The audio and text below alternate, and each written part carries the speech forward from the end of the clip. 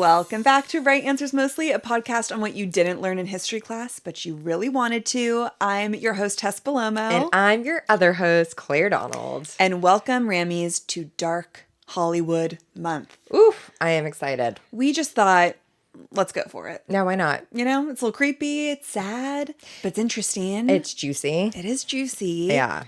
We love Hollywood stories. Of course. And, you know, we've done old Hollywood and all of that, but all the things that we're covering are pretty contemporary, all 90s-ish.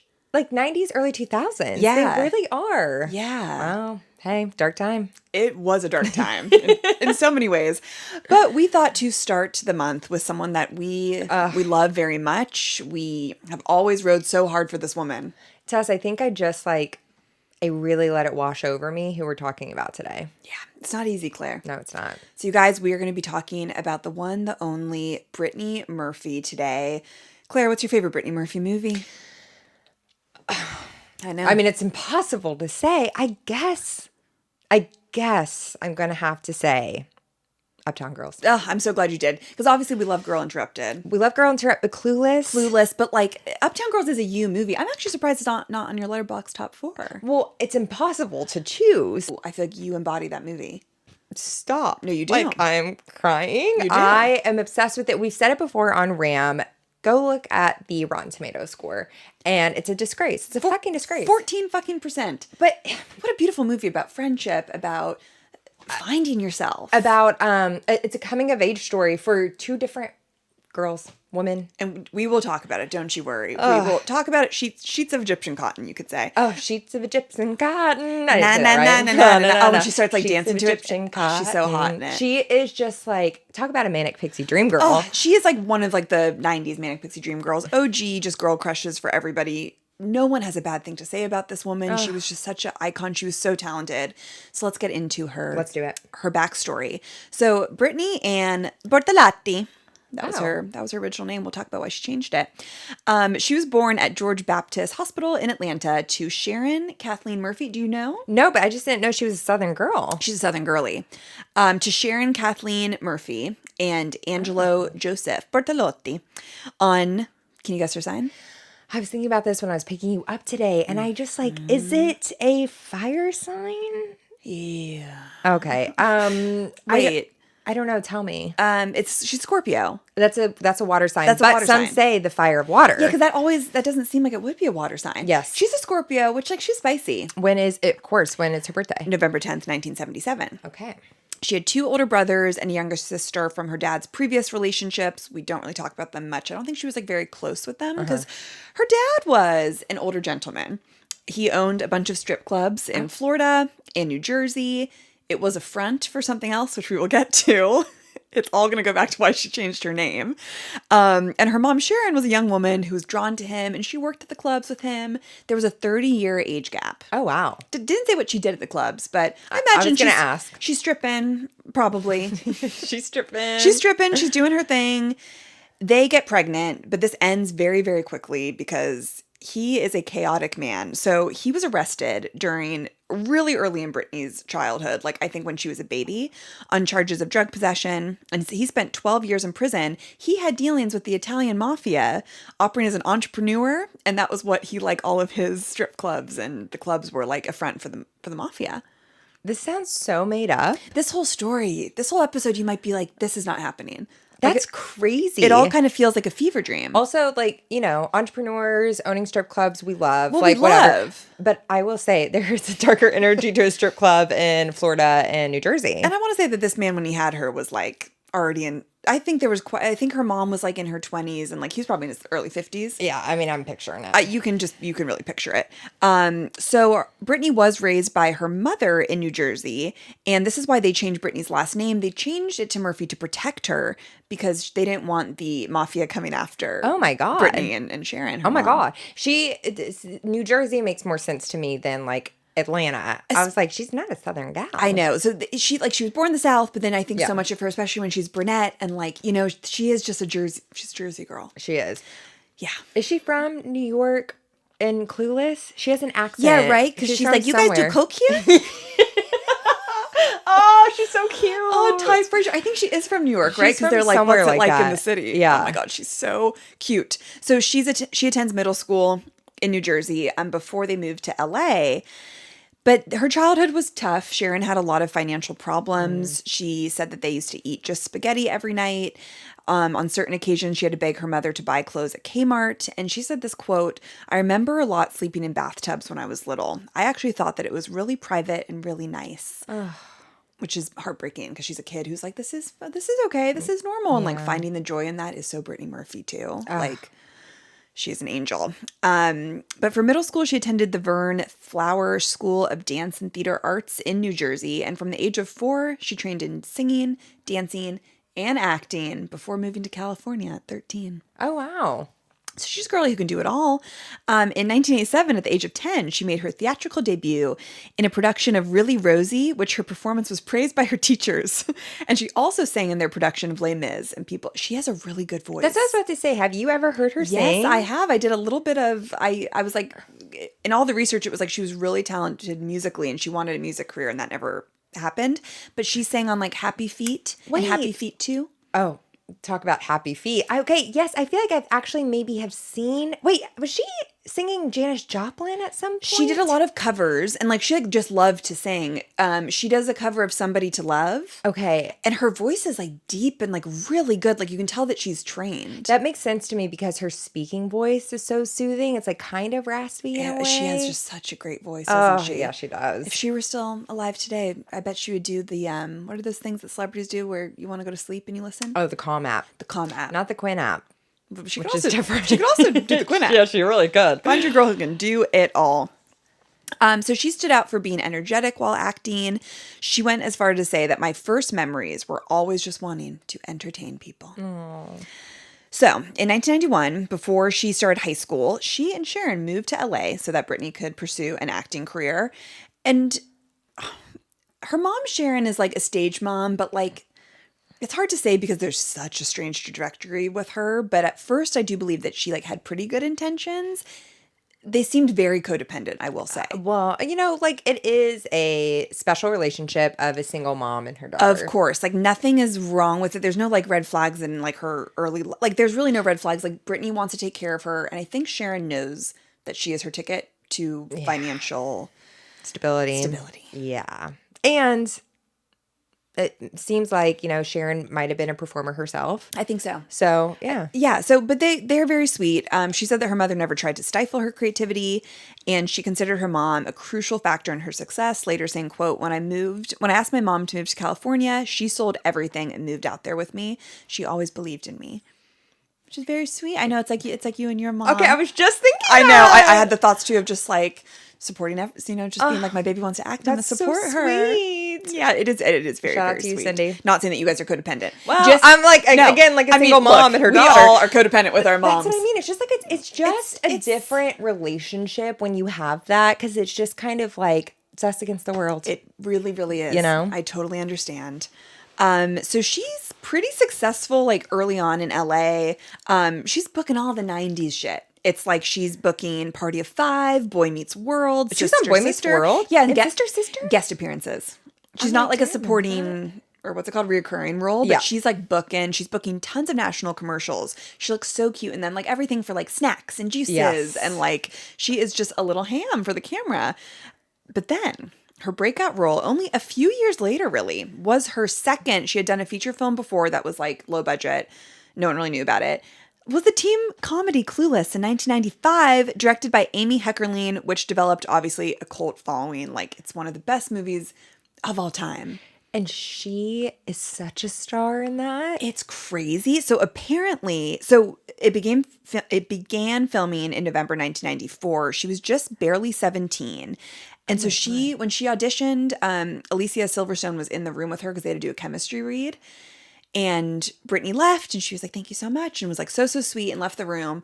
And apparently Alicia just like, was like, did you guys see that? And they all just were like, it's her. Like, why is this making me like emotional right now? I honestly have the chills. Like as well. for why? For what? But Because, like it's making me emotional. I know, because she just was so talented and like I think she was also such a big part about like the films in our childhood too. She's everything. Can I say something? Say it. Hopefully not sporadically. Say it. Oh my God. She's just charming as all get out. Well, I like was watching this YouTube documentary on her, and they were like, the way that she delivers "You're a virgin who can't drive" is like, who else could have done that? No one. You know what I mean? No one. Like, it's just so, she's just really like unique. And justice for Ty in that movie, like, let the girl get high and date her skater boyfriend. It's fine. Like, this guy likes her and she likes him. It's crazy. So during filming, she could not attend high school, but she had tutors on set. Chic. And Brittany said that she was actually a virgin who couldn't drive while filming. Oh my God. That's amazing. She was like, yeah. She's like, I'm from the East Coast. Like, I'm from Jersey. I don't have a car. I don't have a driver's license. So Clueless ended up making $56 million with a budget of $12 million. Oh my God. Which, this was like a pretty, like, I mean, $12 million 90s rom-com is a pretty, like, low budget. This is like, how did they get, like, those houses and the wardrobe? I know. Maybe some favors? Wow. The wardrobe. Oh my God, the wardrobe. I've seen clips on TikTok of the wardrobe stylist being like, I was just asking, begging for favors, like the Elia. The Elia. Yeah. It's an Elia. It's an Elia. Like, she was like, that was not easy to get, but I really had to, like, keep being like, I swear this movie's going to be big. And they're like, fine. Well, God, that's like how I know what Elia even is. Truly. Yeah. I remember being like, wait, what? Yeah. Like, if it's not a Louis Vuitton, I'm me watching that in 7th grade, like, what is it? What could it be? So great success with that, but she really couldn't promote the movie very much because Sharon actually got breast cancer during this time. She ends up being okay. She goes into remission, but she took a pause to help her mom while she was recovering. But she would do like episodes here and there and try to get some commercials on certain things to like help pay for her recovery. But Sharon is okay. And so once she's all good, Brittany is ready to show the world that she is an actress. Okay. Like a serious actress. So she makes her Broadway debut in 1997, playing the role of Catherine in a new version of Arthur Miller's A View from the Bridge. Do you know who she's in the play with? Who? Allison Janney. Oh, really? Who she is later in Drop Dead Gorgeous with. Oh, so I feel like wow. Allison Janney was like, kid, I'm going to vouch for you. Like, you are talented as hell. But I feel like they have such different energies, but such similar energies. You know what I mean? It's like just like that. It's like Mama, but it's also like a little gritty. Yeah. Yeah. Now I really want to watch Drop Dead Gorgeous. Same. So if you guys haven't seen, it's such a problematic movie, but I will say it's one of the funniest movies you will ever see probably in your life. So she's in that with Allison Janney. She's in Freeway with Reese Witherspoon. Have you seen Freeway? No. The Freeway is the movie, right, with like the famous scene of Reese getting very graphically fingered on the Ferris wheel, right? Is that, guys, I'm so sorry if that is not the right movie. They're like, that movie doesn't exist, actually. I'm sorry to be crass. I've never even heard of it's that. Either oh God, it's a scary one right now. You guys are all going to be like, this is a different movie with Mark Wahlberg. I've never heard of Freeway. I had no idea Brittany Murphy and Reese Witherspoon were in a film together. Hold on. I need to... Which I also need to go back to Drop Dead Gorgeous for a second because we have to say the cast real quick. I'm so sorry. That movie is called Fear. That is a 1996 Fear. thriller drama. That is a crazy movie, but sorry, guys. I mean, it's the F movies, you know. It's, yeah. But Drop Dead Gorgeous, Kirsten Dunst, Kirstie Alley, Denise Richards, yes, Amy Adams, yes. I feel like we're forgetting someone. Oh my someone God, major. I mean, obviously Brittany Murphy. It has like 18 people in it that all went on to just become huge stars. Yeah. Ellen Barkin, I think is her name, Yeah. with Ellen and, oh my God, that duo. It's so good. It's like Us in a Different Life. It really is. You guys want a beer?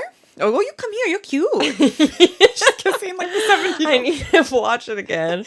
And she's in Girl Interrupted with Winona Ryder and Angelina Jolie. This movie goes on to win awards. Angelina Jolie, I believe, wins either Best Supporting or Best Actress for it. Yeah, which... It's where she's kissing her brother and all. That's the time. Yeah. Yeah, you heard her say that right. She's kissing her brother. She is kissing her brother. Not Brittany Murphy, Angelina Jolie. No. Claire said that she watched this, and then one day we were both suffering. I believe I was really sick and you were hungover. Yeah, probably. And we were suffering in different ways apart from each other. And Claire texted me and she's like, I think it's time. And you know when you're so sick that you're like, I need to watch something so intense.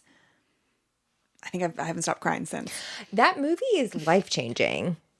I actually will start to cry if I talk about it. It is life-changing. And it's like, God, then you really see the depths of Brittany Murphy's talent. All of them are insane. It's just such a powerful movie about just like women and how they shame us. I mean, if you want to talk about like Rosemary Kennedy Yes. and the lobotomy of just being like, you're crazy and we're going to fix you and all of this. It's really powerful. And sisterhood. And sisterhood. Yeah. So she revealed that Winona was her mentor during this movie. They had a very close relationship. And Winona says she can never watch that movie ever again. Oh my God, stop. No, I It's know. just like making me so emotional. This whole month is going to be a tough one, you guys. Oh yeah, it is. It really is. I didn't know this, that she voiced the character of Luann Platter in the Fox animated sitcom King of the Hill for the entirety of its show run from 1997 to 2009. So that's how she was making the money. God, King of the Hill was always so dark to me. If that was on TV, I was like, do not come. I can't even like think about it. The animation of it is just like, It brings me back to like trying to impress boys when I was like 22 of just like sitting on the couch then watching, and I was like, can we hook up already? yeah, enough of this shit. Like, do we have to watch 8 more episodes of this? Yeah, no. So voice acting, if you guys don't know, like if you make so much money, So much money. and people are like, it's kind of the best thing you can do because you show up. Like Mila Kunis is like the voice of like And Family Guy, the voice of Meg. Yeah, and it's like that's crazy because like you're kind of like set for probably a pretty good time. So she is doing well financially, and then she gets into her rom-com era. Okay, so this is an interesting time because we have two things happening. Very positively, we have Hollywood being like, you're a star and you're really cute and we want to put you in more things and we want to make you a leading lady. Then on the other side of that, as I'm sure you can guess, They were like, you need to drop 20 pounds. Let's dye your hair blonde. and starve yourself so that you can be in these movies. Exactly. Because it was crazy. Like the way Yes. 90s Brittany Murphy versus like early 2000s Brittany Murphy. It's like we all woke up one day and we were just like, you look like an entirely different person. Yeah. She's beautiful both ways, but it Yeah. was shocking. It is It was shocking. a shocking change. So she's in 8 Mile with Eminem. Oh, she is? She's his love interest in that. I've never seen that all the way through. Me either. I remember also like I felt so intimidated by that. Like as a kid, I was like, I can't watch this. Same. It was very much like a boy movie too. Very much. Kim Basinger plays his mom. Of course she does. Yeah. Yeah. Of course she does. So her performance was actually critically acclaimed in this. You know what role she should have had if she were still with us? What? She would have been perfect as Blake Lively's role in The Town. Oh, talk about it, That is Claire. like who should have been playing Holy this role. I will never look at that movie the same. No. Knowing that Brittany should have had that role. She would have crushed it. Do it. What does she say again? She's like, oh, I can't even I like. keep forgetting what she says. The TikToks are so good. They're so good, you guys. It's so funny. Want me out of town? Like it's like very. She's like, you big tough guy. It's not her best work. Okay. No, it's not. Well, maybe it is actually her best work. That is true. And that's saying something. That is true, and we will leave it at that. She goes on David Letterman about the movie, and he was like, "You and Eminem, you guys having like a thing?" And she literally was like, "It was a thing for a second, and now it's not. That it comes and goes, doesn't it?" So basically, like she had an on-off thing with Eminem. All hot, and then so I know that's not really a eight miles, not a rom-com, but I just mean her rom-com era, 8 Mile. during this time, she is being offered a lot of different things, but she's offered a role with Ashton Kutcher in Just Married. Oh, that's what it's called. Not Waking Up in Vegas. Very similar movie. Okay. With Cameron Diaz. And Ashton Kutcher? Yes. Okay, got it. Yes. Have you seen Just Married? Yes, but it's been a long time. But I can picture the poster perfectly. She's on his back, right? Yes, and like her butt, and like her butt, and like he's holding her, and she has low-rise jeans. And I do remember walking into Blockbuster and seeing that and being like, why does she look like that? It's different. Like I just was like, what's happening? So she does this movie, and they end up dating. There are rumors that Ashton and her are actually engaged. I can't really remember who she was with. She was with him. Apparently from the moment they met, they were together. Like first day on set, they were like, we're obsessed with each other. If you watch their like press from this, it's manic. Like they seem like they're 16-year-olds that have just had sex for the first time with each other. Like there's an interview of this guy being like, Ashton, like, how did you feel? And he just interrupts the guy and he's like, she's so hot. Look at her. Look at her. Are you fucking kidding me? Look at her. She's my girl and she's so hot. And she's like, baby, stop. They're like red carpet photos. She's like flinging all over the place. And God, well, isn't that all we really want? I mean, this is back when Ashton Kutcher, now he is a piece of shit. He was so hot. I mean, this was everyone's crush. He was everything. Oh, can I tell you something? Yeah. I was in acting class this week, and someone referenced like Demi Moore and Ashton Kutcher, and someone in my class went, they dated? I was like, how old are you? What have you been doing with your spare time? Get out. Get out. If you don't know that, you don't deserve to be in LA. It literally, do the work. Because we have done it. Exactly. We've lived it. Yeah, truly. I actually bought her book. I was going to do her on Ram, and then I think I got lazy and I didn't want to read the book, but I actually would like to. One day. We should do a celebrity couple month. Oh, that's And that's someone I would love to do. Okay, perfect. We'll do it. Because it's fascinating. Yeah. I mean, they had some crazy shit happen to them. Yeah. So anyway, they're together. And this, as you can imagine, they're like, okay, now Brittany's skinny. She's blonde. She's in a rom-com. She's dating the biggest guy in Hollywood right now. She is a fucking star. So this like launches her into this fame, high profile relationship. There's paparazzi following them everywhere. She gets a shit ton of money. I think that she's just like, she's everywhere. She's like on the cover of every magazine. She's on, TRL. She's getting all these offers. So she moves her and her mom. They've been living in a small LA bungalow into this Hollywood Hills mansion. With her mom? Yes. You just wait, Claire. Oh, how old is she? This is going to be early 20s? This is going to be interesting. This is like mid 20s at this point. Okay. She does Uptown Girls with Dakota Fanning. Okay, we just have to talk about it for a second. No, I know we have facts to talk about. Well, can I say a quote of what Dakota said about working with her? Please. No. Yeah, it's just like, it's too painful. It's honestly like kind of painful. Yeah, it is. Okay, I'm ready. She says, quote, "I loved Brittany so much. She was such a ray of light and she had such a playful spirit. So I think she just made every day so special for me. She was just so wonderful." And she was wonderful. What's her last name in that movie? It's Molly Gunn. Molly Gunn? It's Molly Gunn. Molly in that movie is just like you just wanted her to be your babysitter. Can I say when Molly smiles? Molly smiles. And you Sing it, Tess. A new day, Molly smiles. It's just perfect. It's great music. It's great music too. The scene on Coney Island where they're just spinning around in circles and they slap each other. No, I can't. God, and her comebacks in that movie, Dakota Fanning. Dakota Fanning. I mean, she is a star. What did she say? Why don't you alert the authorities? What did she say on the bus? It kills me. She's like so sassy. She is so fun. That's where she's like, grow up. Grow up. I don't see any grown-ups around here. Oh, I do. Stop. And also, like, Molly's apartment was so amazing and her outfits. And yes, that was a lamp that she scrunches up to make a hair clip. I actually feel like sick for some reason. I do as well. And she's having like the yard sale. And I need to watch that movie. She calls Dakota Fanning Mussolini at one point when they're trying. It's just so good. Heather Look Locklear around. as the distant mom. Yeah.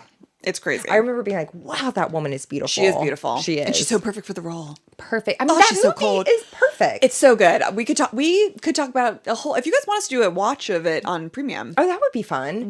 They're like, no, we don't want that. No, but we could. We could. Also, Dakota Fanning's character is such a Virgo. She is so, her room, like she's like getting the germs off of everything. Doing ballet. Like she's in her so room. cute I love in her. it. Oh my God. So this is obviously not critically acclaimed, but the girlies know, and the girlies that don't get it, shame on you. Which also, we just found out that Dakota Fanning now is the age that Brittany Murphy was when they filmed it.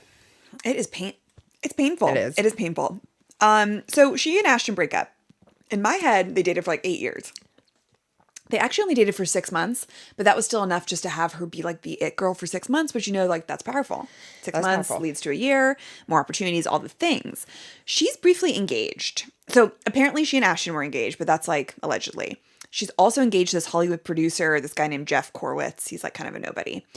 Then she's engaged. She would be a girl that gets engaged like Jeff 8 times. Korwitz, Catching Strays. Yeah, guys, sorry. I actually don't know who you are. You probably have produced big things. I didn't have the time to look you up. And this isn't about you. Yeah. No, it is chic to be engaged multiple times. And I think she was engaged 3 or 4 times. I don't write the rules. It just is how it is. It is. And so then she is engaged to this guy named Joe Macalusi. This seems to be an Italian guy in the biz. Not the mafia, just the biz. No. It could be any biz, really. And what happens, Claire, when we catapult these women into fame and everything's great? What's the next step that always happens after? Well, of course, we have to tear them down. We must tear them down. We got to get them to the top just to tear them down. And I laugh because it is so sad and it's so fucking predictable. And so then all of a sudden the media is like, okay, wait a second. Brittany Murphy is like crazy. Like she's always crazy in interviews and like she's kind of erratic. Like apparently she like laid on the ground during one of her press conferences and was like kicking her legs in the air. And people were like, she is not well. And so all these rumors come out. One, is that she is on cocaine. And everyone's like, I think she's addicted to coke because she's super skinny. Yeah. And she's kind of acting like a little bit manic. And the second that she was that she had a very severe eating disorder. So she's on the cover of every magazine being like, she's coked out. You know, friends are asking her, like, please eat. And she just wants drugs. I remember eating disorders, Brittany Murphy, like that being a huge thing, like that being tied to her identity. And it will be forever. Yeah. It will be forever. And are we going to talk about like what was going on with her? We will. Okay. Well, a lot of it goes, it's so complicated because there's so many theories about how maybe that, it's all connected. Okay. So this is really sad. She said this quote about, you know, her needing to feeling the need to change her appearance. She said, you know, someone very important in Hollywood once told me that I wasn't fuckable enough. He said I was huggable, but not fuckable. So I put some extensions in my hair and that made all the difference. Which, honey, it wasn't just extensions. I mean, like her whole body changed. Again, like, I mean, listen, we're talking about it. Her transformation was quite shocking, and she is someone that you do continue to look at. That she also is someone who does have really big features, and so when you are thin, it makes the features almost even like bigger, almost like Mary Kate Olsen, exactly. With like those big eyes, very petite. I think lips. she was like 5'2" or 5'3". Yeah. Actress Melanie Linsky. I was gonna say. Lewinsky, not Monica Lewinsky. Melanie Linsky, one of her friends, expressed her opinion about Brittany's physical changes. For InStyle, she stated, I was friends with Brittany Murphy, and the way she saw herself always broke my heart. The things she felt that she had to change to be a successful actress. She was perfect as she was, but people tried to present her as the fat one. Because when she was a very young teenager, her cheeks were a little round. People tell you that one particular thing, and it is very difficult to combat forever. So it's just a really tough time for her, because people are just like, you're sick. There's this blind item called Jordache Junkie because she was the Jordache jeans girl for a little bit. Oh, really? And they were like, she's having sex with random people. She's addicted to coke. I mean, it just was like all going around, and it was just like really hard for her. Did you ever see that movie Little Black Book she was in? With Mark Wahlberg? Yeah. I think it's with Mark Wahlberg. Is, right? I think so. Yeah, but I remember watching it once at my friend Emma's house. That was a long time ago. Also some darkness to that movie. It like, Same. You know what I mean? That was like, I can never, or maybe I'm thinking of the one with Reese Witherspoon and Mark Wahlberg. Fear? Maybe I'm thinking of Fear. We can also do a recap of Fear if you guys want. Little Black Book is with Ron Livingston. Okay. I think I am thinking of the Mark Ruffalo, Reese Witherspoon, Just Like Heaven or something Just Like Heaven's also such a dark movie. Okay. Yeah. No, I don't think maybe I haven't. I don't know. It's this. Do you remember this poster? Yes, of course I do remember that poster. We will put it in the carousel, you guys. But so this is her last like major studio film, and people are like, we don't want to work with you. I'm not, this is where it's hard. I don't know like what was like confirmed versus like rumors and alleged, if you will. She did get cast in Happy Feet and Sin City, that movie with like Jessica Alba, where all the black and white women are like stripping and hot. But there were rumors that she just wasn't very reliable and difficult to work with and kind of unpredictable. Okay. So her engagement ends. She's on set for one of her last movies called Love and Other Disasters, and the director considers shutting it down because of her, but I couldn't really find out why. If we could make some assumptions based on what we know, she could very well have been just totally massively struggling with her eating disorder. And you can't really show up for work when you are in that state, I would imagine. You can't show up for anything when you're in that state. That's what I was thinking. I was like, I don't know if we've like confirmed that she was struggling with. I mean, how could you not? Confirm that she never came out with it, but yeah. I think we can make assumptions now. Of course, that she was not treating her body with kindness. Yeah, you know. So she's at a low point, a very, very low point. Hollywood's like, you suck. She's having a hard time getting cast in things. And then she will meet Simon Monjack. And we will talk about him and how he really ruined Brittany Murphy's life when we come back after this short break. Okay, you guys, we are back.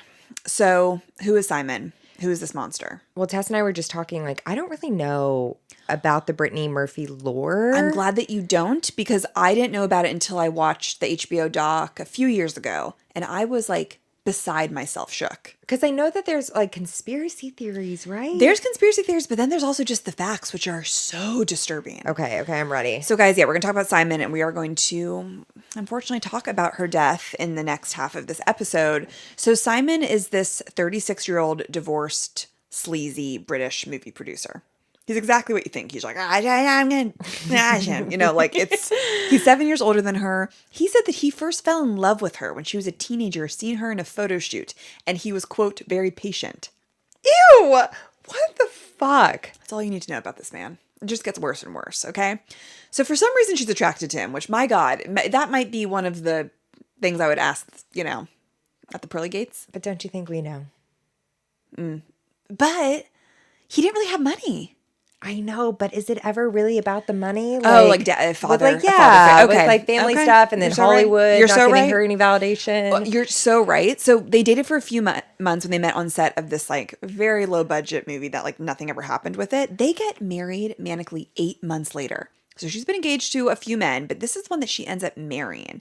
He's like having some issues with his visa. He like had to go to jail for 9 days, like right before they got married, because he was like, "Oh, babe, I didn't know." Well, he had to go to jail right before they got married. Also, you guys, I need you to go to Outright Answers Mostly on Instagram, because Tess sent me a picture of this man. Oh, you guys, you just scroll through that carousel and you will say, what? And it's like, again, we say like we know, but it is just like crazy. It's like when at one point she was with Ashton Kutcher. Oh my God, the fall from grace, honey. It's kind of crazy. The fall from grace. And it's exactly what you said, Claire, that he was like, babe, I'm going to get you. I actually don't know what kind of British accent. No, I think that you're just, you're giving PK. But see, that's because I was just watching old Housewives for a while yesterday. Mm-hmm.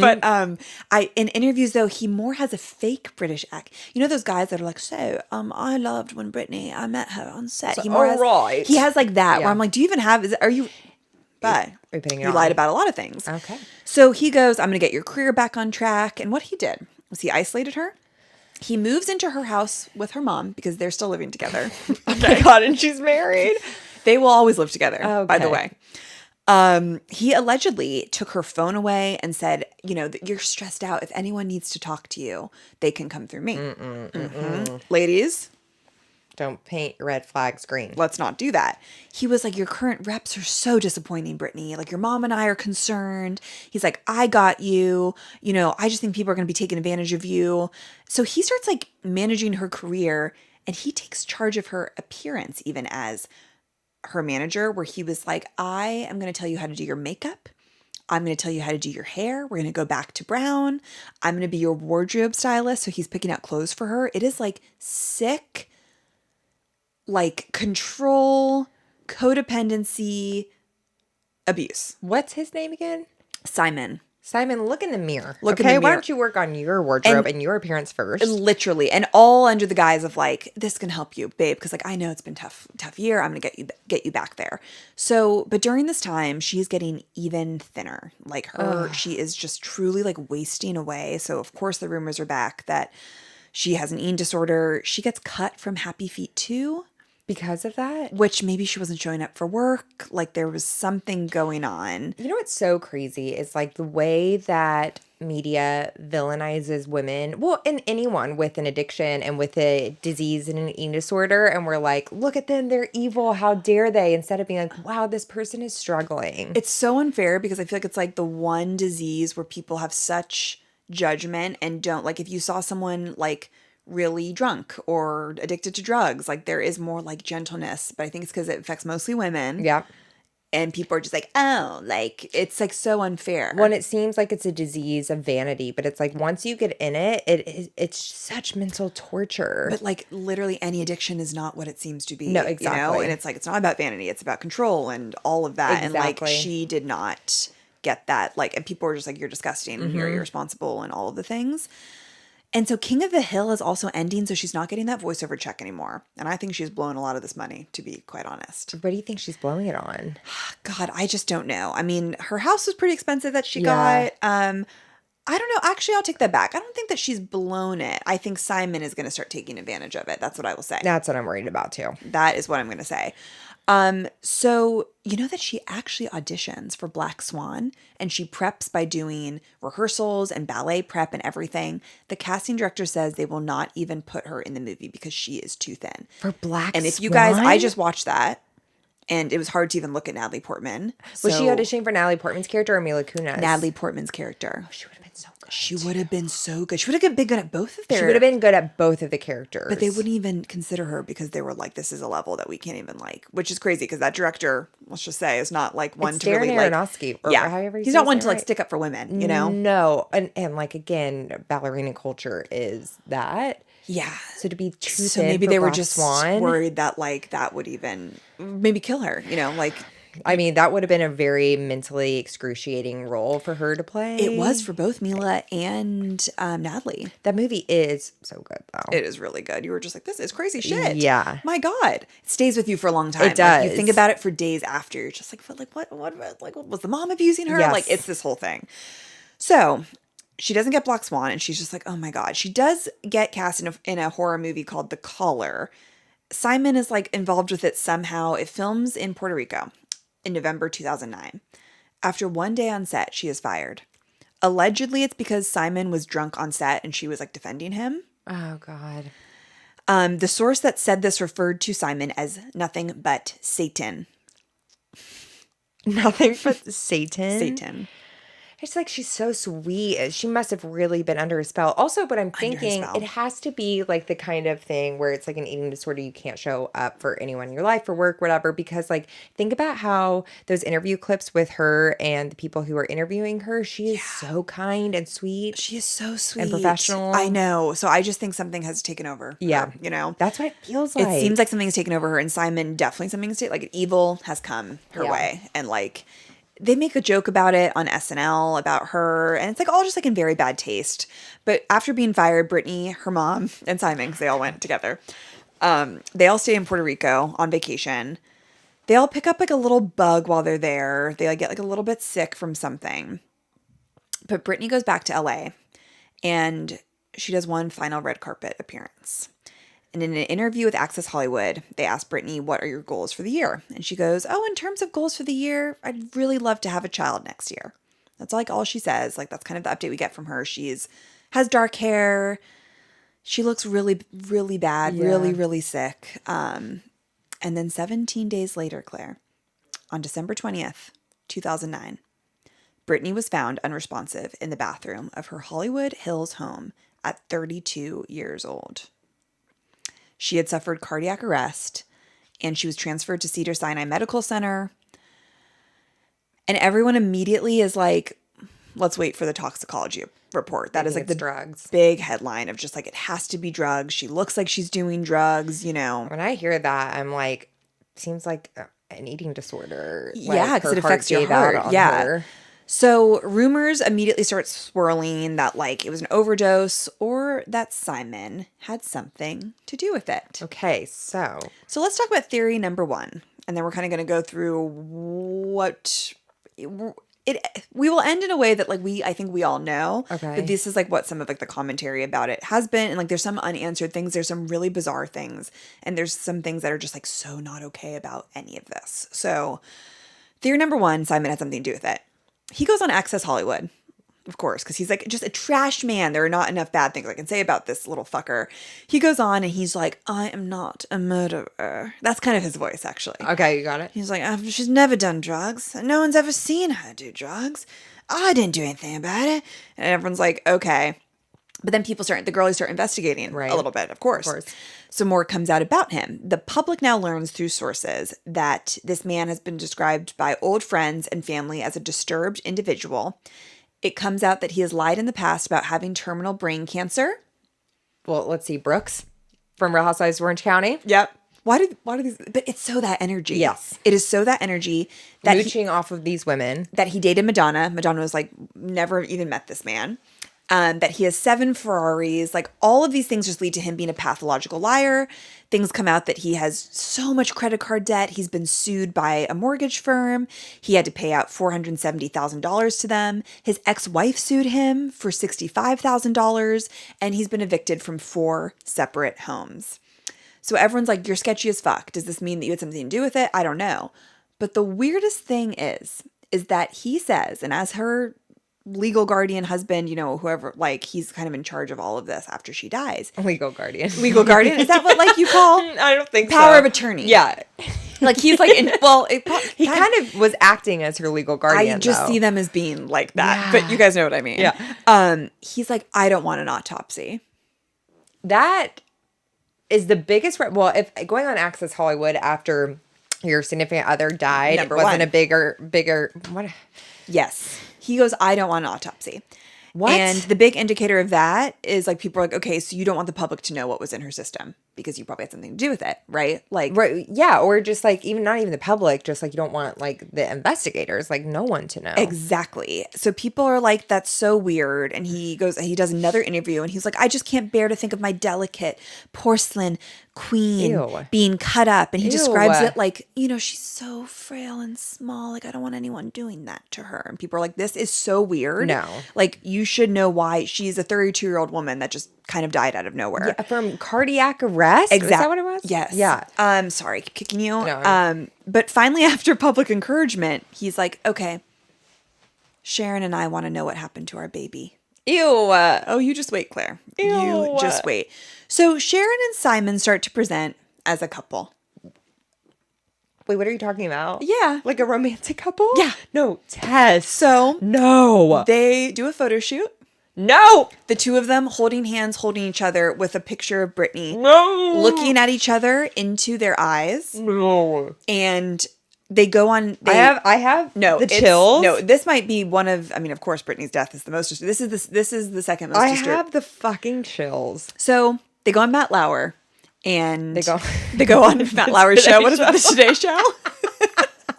That man does not deserve to have his own. No, he does not. What's he doing now? Rotten in hell? Yeah, I think so. Good. Never gonna get a job again. Good. Mm-hmm.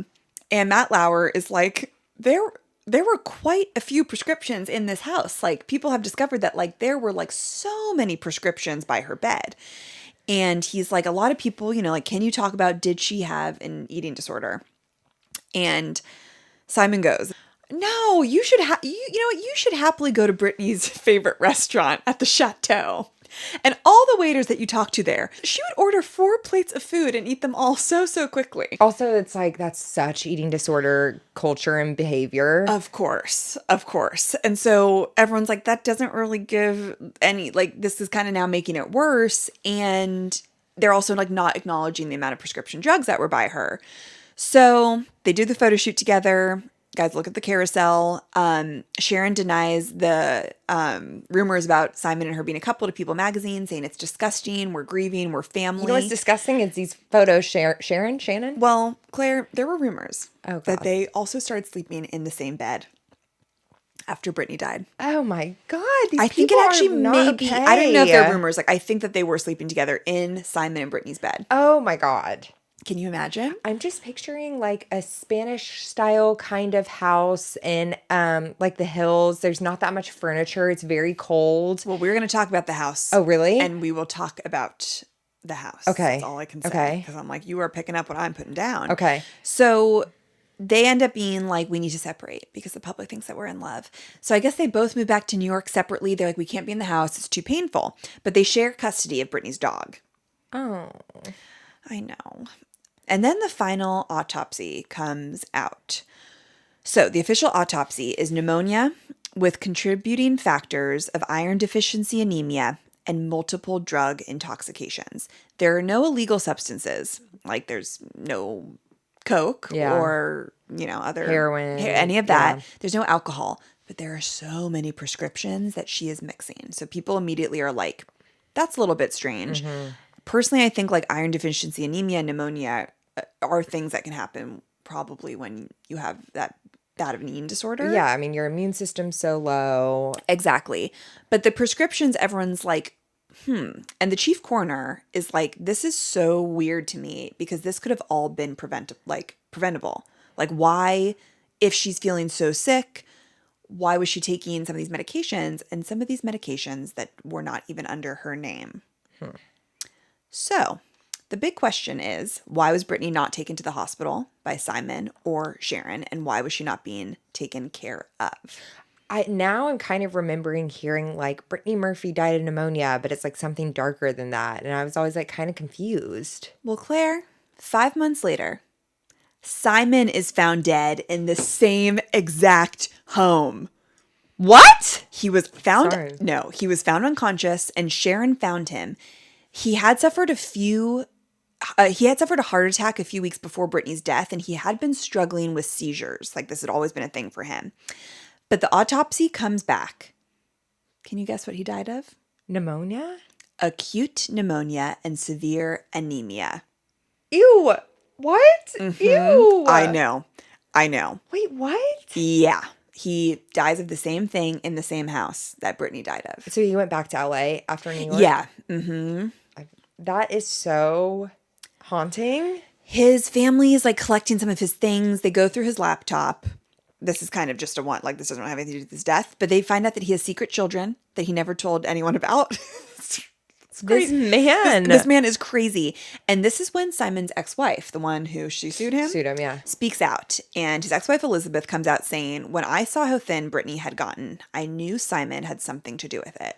He loved anorexic women. Ugh. Even if he didn't unalive Brittany, he allowed her to die by not taking her to the doctor.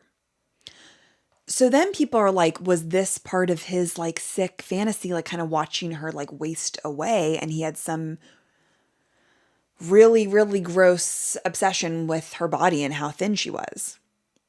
This is like some of the darkest shit I know. I've heard in a long time. I know. Should have offered a trigger warning at the beginning of the episode, but we will be putting that all over the notes. My apologies. Do not know how like really just how intense this all is when you start to say it back to back. It also kind of makes sense, like when he saw her as a teenager and was like, I was very patient. Ugh, you know? it's all disgusting.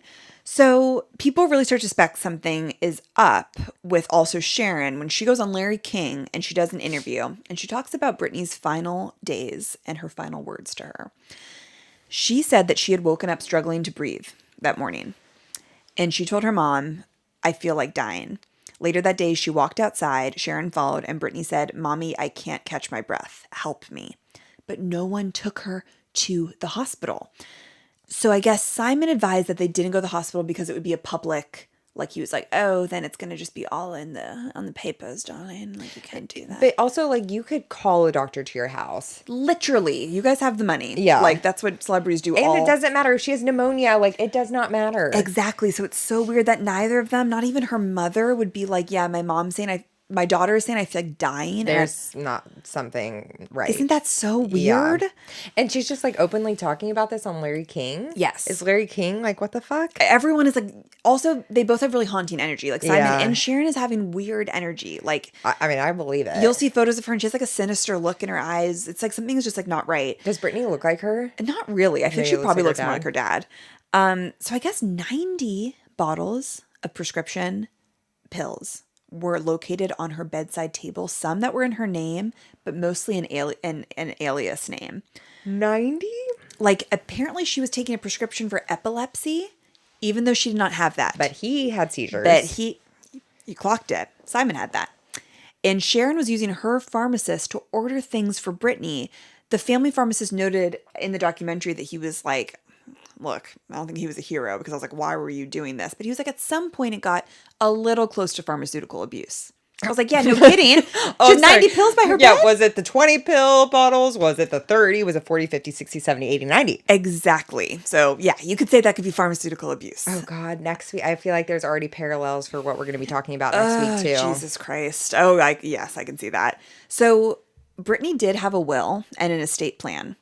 But you know what's interesting? She had intentionally left Simon out of the will. And the entire estate would go to her mom. But the problem is when she passed, those assets went to Simon because she had never, I don't want to say like signed it, but she hadn't like completed it. Well, maybe there wasn't a witness to like Jesse and Jordan from Mom Talk. Sorry. Ladies, we got to be signing that shit with witnesses and we Yeah. got to be getting it. What's it called? Like official? Notarized. Notarized, okay? Like we can't just be like, here's my will. Yeah. And like write it on a pen and paper. This is like, God. so it was on an official will. Oh, God. But she did want to leave him out of it, which is so weird. She said, everything goes to my mom. But then, yeah, that did not happen. So everything went to Simon. And her former business manager said that Simon would pull out $100,000 a day. He drained 80% of the money. Sharon did not get any of it. And the only asset left for Sharon technically was the mansion. But then Simon's mom gets involved and she's like, no, it's mine. So they start going through this legal thing about the mansion. Long story short, Sharon wins it back, but not without some fucked up repercussions.